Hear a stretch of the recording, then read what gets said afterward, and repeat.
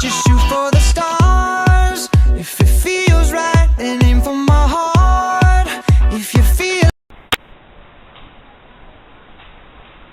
So, hello guys, my lesson is all about the self-fulfilling prophecies and so. So, self-fulfilling prophecies are events that happen as the result of being foretold, expected, and talked about. They may be either self-created or other imposed. Self-created are those predictions you make about yourself. We often talk ourselves into success or failure. For example, Lloyd sees himself as quite social and able to get to know people easily. He tells himself, "I'm going to have fun at the party tonight." Because of his positive self-concept, he looks forward to encountering strangers and, as he has predicted, makes new acquaintances and enjoys himself. Oscar, on the other hand, sees himself as unskilled in establishing new relationships. He tells himself, "I doubt I know anyone. I'm going to have a miserable time." His fears on encountering people makes him awkward about introducing himself, and just as he predicted, he spends much of his time standing around alone and thinking about when he can leave. Self-esteem has an important effect on the prophecies people make. For instance, people with positive self-esteem confidently prophesize that they can repeat success. People with low self-esteem attribute their success to lack, and so prophesize they will not repeat them. Other imposed prophecies also affect your performance. For example, if a professor tells Michael, "I can see that you have a terrific ability to remember details, and I know that you will be a good lawyer," Michael is likely to believe these prophecies and will come to act and work in some ways that are consistent with it. When professors act as if their students are able students, buy into that expectation and succeed. Likewise, when they act as if students are not able, students may live down to these imposed prophecies. From this, we learn that we should take care of what we say to others, lest we place a necessary limitation on them. Another way in which our self-perception and self-prophecies can become increasingly distorted is through our filtering of what others say to us. Even though we may hear a message accurately, that is, our ears perceive the message and our brain records them. We do not listen to or perceive them equally. Suppose, for example, you prepare an agenda for your study group. Someone comments that you are a good organizer. If that is not part of your self-concept, you may not really hear the comment. You may ignore it or you may reply. Anyone could have learned that. It was something special. On the other hand, if you think you're a good organizer, you will pay attention to the compliment and may even reinforce it by responding with something like, "Thanks, I have worked hard to learn to do this, and it was worth it. I was in handy." Although self-concept and self-esteem are the basis of self-fulfilling prophecies and the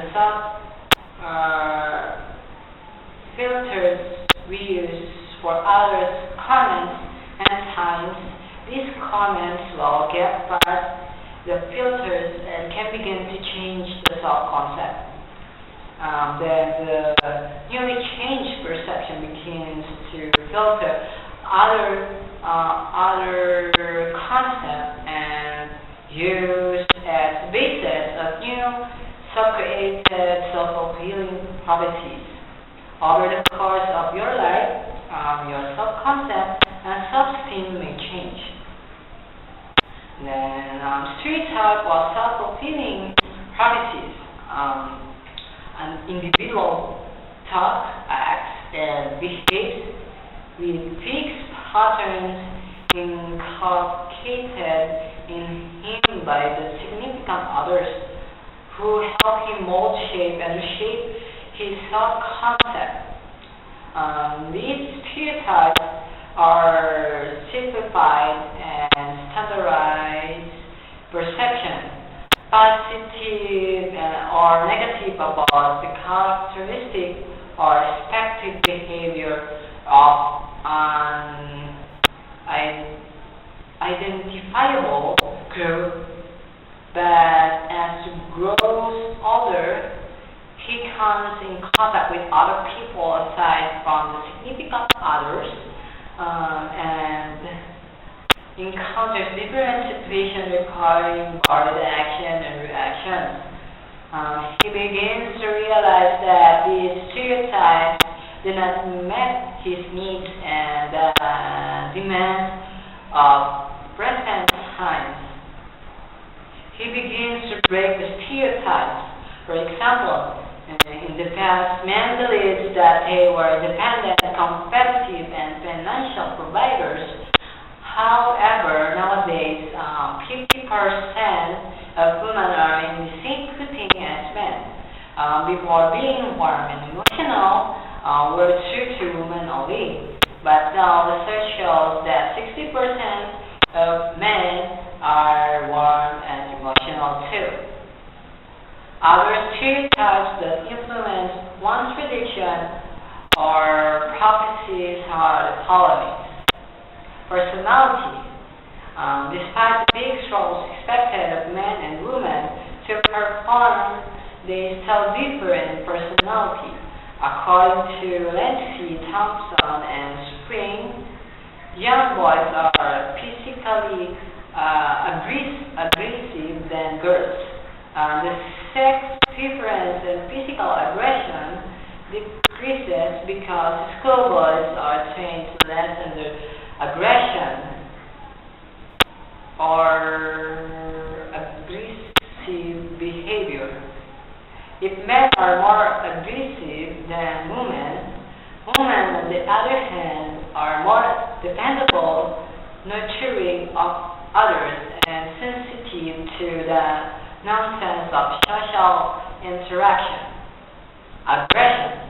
A study conducted by Eleanor McCubby and Carl Jackson reveals that aggression is the only trait for which sex difference can be fairly established. Males are more sexually aggressive but declines with age. His sexual aggression may be biologically and socioculturally explained.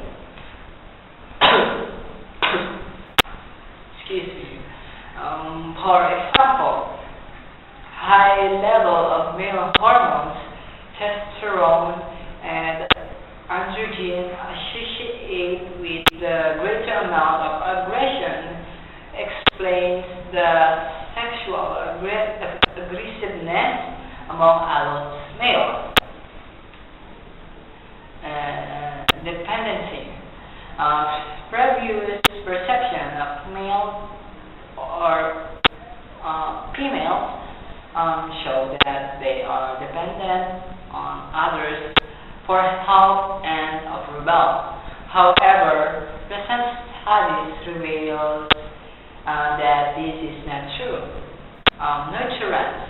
Adverse and writing research shows that educated women are more nurturant to the young. So far, no confirmation that women are kinder to children than men has been established. And empathy. General impression tells that women are more empathic than men because they are more capable of feeling what another person feels, but Macaulay and Jacqueline contradicted the impression. Moral development. Lawrence Coleridge supports Frog's claim that women have less sense of justice than men. Women's judgments are always influenced by their feelings of affection or hostility. They have now developed conscience that is initiable, impressional, or impersonal, and independent of its emotional origins. Men have better sense of judgment. Masculinity, femininity, and androgyny. There have been tests on sex typing showing that has the personalities, qualities, and interests, two types typically appropriate to each sex.